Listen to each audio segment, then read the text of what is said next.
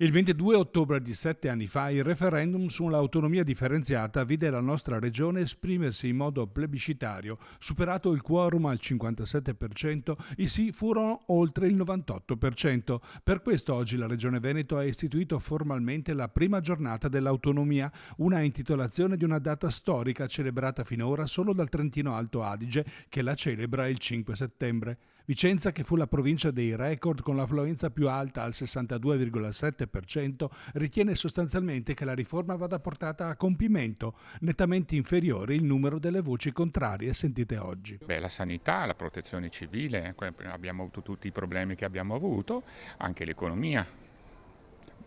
Visto che l'Alto Adige, parte dei soldi che vengono versati tornano direttamente senza passare per Roma.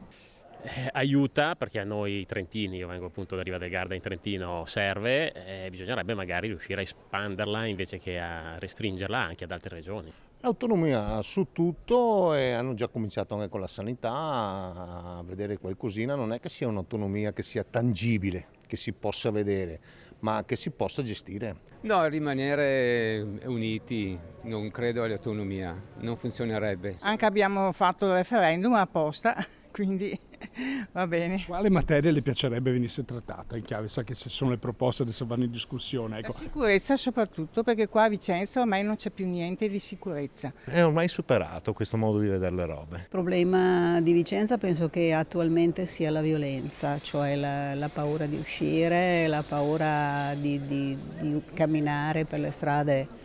Per il resto l'autonomia servirebbe un po' anche per recuperare i rapporti delle industrie, del commercio, un po' di tutto. Sì, certo, ben venga tutta opportunità. Sono favorevole. Penso la sanità in primis e poi non so se è attinente, ma ho visto anche le ultime emergenze dovute agli eventi atmosferici. La sanità per gli anziani soprattutto e dopo anche per i bambini, per fare figli perché non se ne fanno più e allora supporto alle famiglie per i bambini, quindi incentivare, aiutare queste famiglie nuove a formarsi e anche ad avere bambini. In tutte le maniere l'autonomia serve, l'autonomia ha una valenza e non crea problemi a nessuno.